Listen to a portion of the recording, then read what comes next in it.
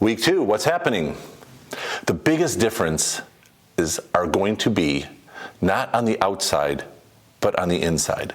Let's look at the not so positive changes that will be happening.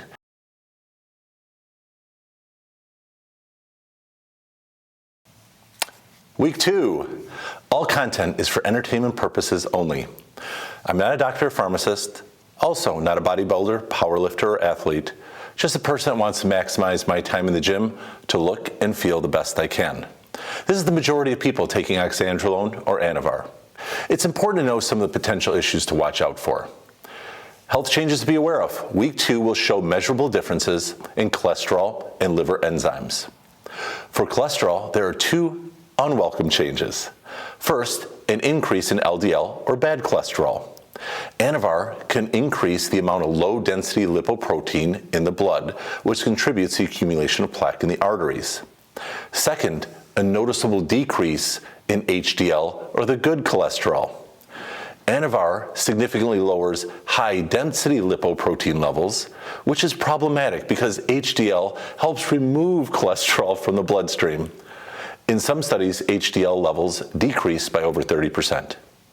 Keep in mind, these are temporary changes that will normalize after the cycle's done. Now, let's move on to the liver.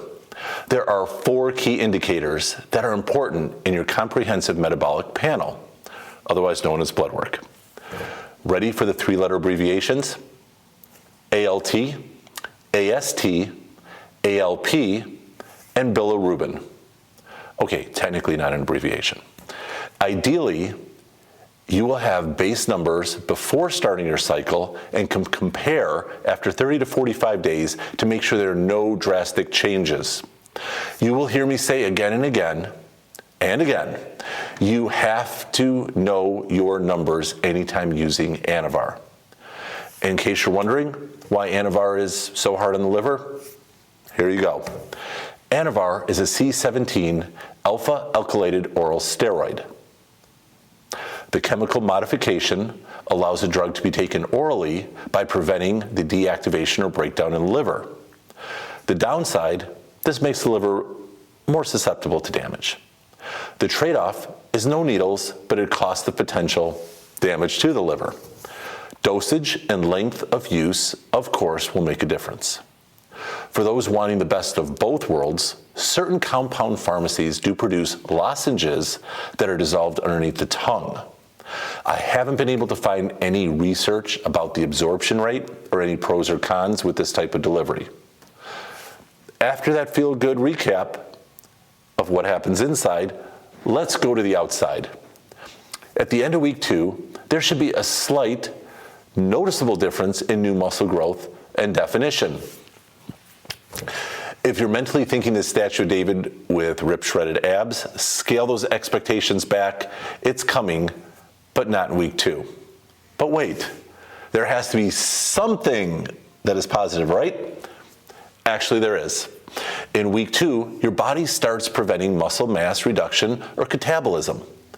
Normally, if an individual doesn't consume enough calories, the body goes into starvation mode, catabolism, preserving fat stores and burning, you guessed it, muscle, the exact opposite of what everyone wants.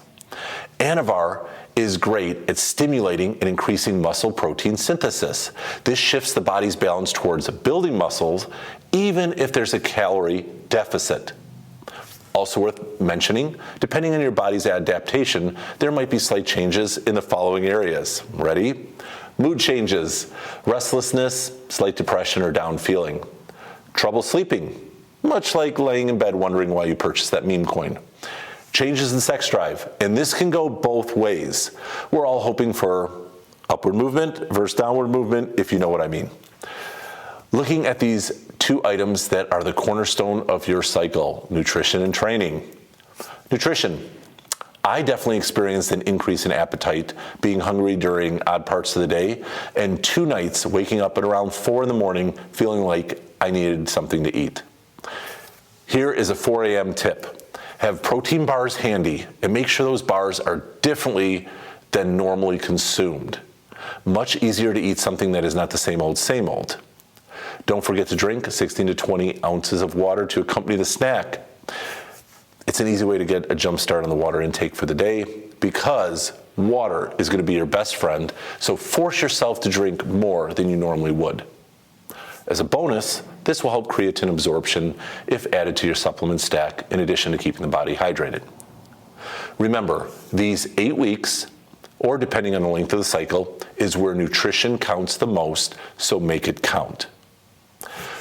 Before moving on to training, if you're enjoying this video, do me a huge favor, hit the like button below.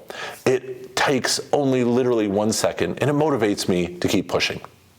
And if you hit the like button in the next 5 seconds, you will have a 20% increase in protein absorption for the following week. Training. On week 2, I noticed better than average gains. Now, this can be attributed to a combination of a few things. Obviously, Anavar. And introducing a new training routine, and what I personally experienced the most, a psychological motivation to push those sets a little harder and grind out another rep or two instead of quitting. For the second week, I increased the intensity, but I held back slightly so I don't re-injure the shoulder, which previously had a post-labrum tear. In terms of changing the workout up to do new changes to the muscles, I kept my light sets, but the second set went heavy with 5 to 6 reps, then back to light.